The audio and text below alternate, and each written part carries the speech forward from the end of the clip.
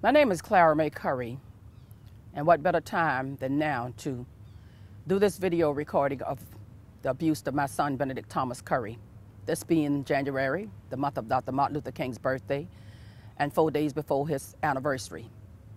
My son was living in the Hamilton House group home. He lived in that house before. He lived in that house while it was Titling and Gateway. And then the great I Am, Michael Elliott, took over in 2004, the middle of 2004. And all the trouble began. Let me just stop for a few minutes to say, Savannah, Georgia, and everyone that's listening to me and will be watching this video, Michael Elliott is not God. Michael Elliott is not Jesus. Michael Elliott did not part the Red Sea. Jesus Christ did. He didn't even hold the staff. Moses did. And now with that aside, I would like to explain to y'all what my son went through in that group home. I found out in 2005 that my son, Benedict Thomas Curry, and the other consumers in that group home was being given expired food to eat. I tried on numerous occasions to meet with Michael Elliott to talk to him about what was going on with my son. He referred me to his staff, to his employees. I never got a chance to talk to Reverend Michael Elliott until I told him over the phone that if he did not meet with me, I would go to WSAV and let them know what was going on in that group home. He finally met with me. When I met with Michael Elliott, he was very disrespectful to me, and he treated me like something under the bottom of his shoes. I explained to Michael Elliott that my son and others were being given expired food to eat. Michael Elliott told me that there was no such thing going on in that group home because he was going over there every day. Michael Elliott was not going to that group home every day. No one in that group home even knew Michael Elliott. I think that after he said he was going over there every day, which I knew for a fact that he was not, that he was and is a part of the problem. Because had he listened to me, my son wouldn't have suffered the abuse to the extent that he did. My son calls me every day at work, asking me to bring him food because he was hungry. I would get off my job, go and buy food, and take it back to my son, Benedict Thomas Curry. They would not even prepare breakfast for those consumers in the morning. They would take them over to number 44 Medical Art, medicate them, and not give them not one thing to eat. On the morning of June the 15th, 2005, my son called me. He was hungry. I was at work. I got off from work and took him the food. When I got there, they had given my son, he had, at the number 44 Medical Art, he had 3 Nutri-Grain bars. He had a 6.5-ounce can of apple juice, and that was his breakfast. It hurted me so bad until I stayed there, I fed my son, and I went back to my job. And it hurted me so bad until I sat down and cried. I could not believe that this could be going on in that group home. But the person that I was working for that day, which was a doctor, he walked in on me crying and he asked me what was wrong, and I told him. He helped me to start getting the help that I needed. He also said to me that if I needed to leave, go home and take care of what was going on with my son. He said, you go to one of your representatives, because I know you know quite a few, and show them this food that they gave Benny, and so that you can get the help that you need. I went to Representative Lester Jackson's office over on Abercorn Street.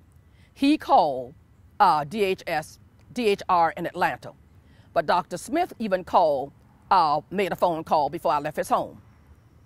After Lester Jackson, the dentist, called DHR, Mrs. Pam Lipset went into that facility. She calls me and told me that everything I had been telling them about that group home and not having food was the truth. Now, I spoke also to Mrs. Kathy Harrington. Mrs. Kathy Harrington is the consumer, supposed to be over the Consumer's Protection Department. Mrs. Kathy Harrington went over there. I even met with her. She told me that she was going to call Michael Elliott. And she said, I know they're going to start cleaning up before I get there. But she said, I'm going to call him. She called him and told him what I said. And so the abuse began. That's when the abuse began with my son. My son was abused daily. They were still would not give them food. They began to tell me that I could not come in that group home, that I was not Benedict's guardian, and that they could not tell me what was going on with my son. They even held my son down. Matthew, the nurse, he would hold my son down twice a month, and he would inject him with medication. Now, they lied. They did the investigation, and they closed it out, like I said, in 2005, September 2005. But they never bothered to tell me that they had closed the investigation. And then Miss Kathy Harrington, in her file, she lied and said that the things that's in that report is outright lies. And I can prove that they're outright lies.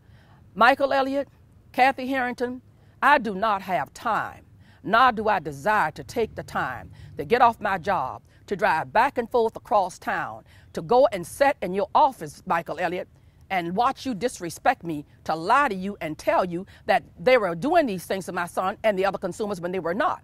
What you fail to realize is I'm a person that will cover my own A. And I know that that's what I saw in there, and I have the documentation to prove it. I want you to know, Michael Elliott, that I did not approve of what you did to my son and what you allow your employees to do to my son. I want you to know that I am going to fight for justice for my son until I get the justice that I deserve. And there isn't enough people in Savannah, Georgia. There is not enough people in Atlanta, Georgia, to cover up the dirt what you did to my son and those other consumers. And I also want to say to you, Michael Elliott, that for 2 whole years, all I could think about was what you did and your employees did to my child. My child was so sick until the second time, due to the fact of the abuse that he underwent,